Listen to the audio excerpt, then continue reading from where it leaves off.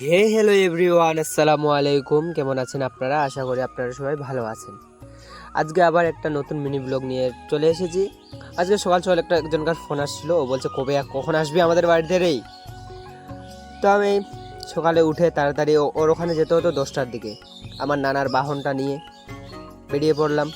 রাস্তায় যেতে যেতে শুধু একটাই ভয় হচ্ছিল, যেতে তো বলছে 10টার দিকে, আমি যাব, আবার ওখানে কিছু কাজ আছে, তার উপর যদি এই রেল ঘন্টিটা আবার পড়ে, এই ভয়েই যাচ্ছিলাম। বলে না, যেখানেই ভয় সেখানেই সন্ধ্যা হয়। এই শালা আমাকে কোনোদিন ছাড়বে না। কি করব, কিচ্ছু করার নাই। গাইস, ট্রেনটা আসে, গাড়ি দাঁড়ালো ওখানে, তাতে আধা ঘন্টা আমাদের ওইটুকুর জন্য আটকায় রেখে দিয়েছে। ট্রেন ছাড়লো, তাড়াহুড়া করে একদম ফুল স্পিডে চলে গেলাম দিদি বাড়ি। গিয়েই আগে প্রথমত ফোন করলাম, এই তো এটা দিদি বাড়ি। ফোন করলাম, ও মা, ও বিশ্বাস করে না। তারপরে বাইরে দেখে এসে বলছে আয় আয়, আরে আমি মেহমান আসছি, আমাকে নিয়ে যা। তারপরে গেটের ওখানে গেলাম, বাড়িতে নিয়ে গেল। তারপরে যাওয়ার সঙ্গে সঙ্গে নাস্তা কিন্তু পরে খেতে দিয়েছিল গাইস, ওটা আমি আগে ভিডিও ক্লিপে দিয়ে দিয়েছি। তারপরে ওখানে নাস্তা খাওয়া হয়ে গেলে তারপরে ও হচ্ছে, মানে মেয়ে মানুষের মন, সারা ট্রেসমে ক্যারাটিন শ্যাম্পুটা নিয়ে আসছে, ওটা আমাকে দেখাচ্ছে, দেখ।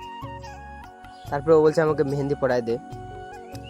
আমিও তো ওয়ান চুটকিতে একদম মেহেন্দি পরায় দিলাম। দেওয়ার পর আবার আমার দিদি বলছে আমি ছাদে ড্রাগন গাছ লাগাইছি, চ গিয়ে দেখে আসিস, আর ধানগুলো একটু নাড়া দিয়ে আসি, চ। তো চ, বসে আছি, দিদি আর আমি চলে গেলাম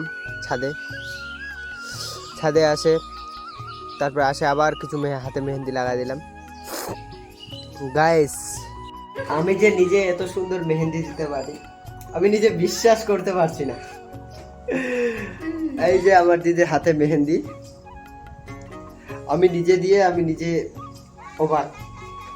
তারপরে ওখানে মেহেন্দি লাগা হয়ে গেলে দিদি বলছে ধুয়ে ফেলবো।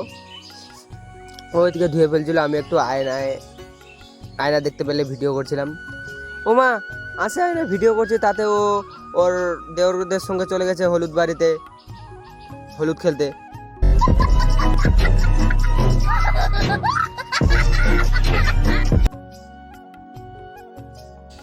গেছিল হলুদ খেলে আসছে কালি।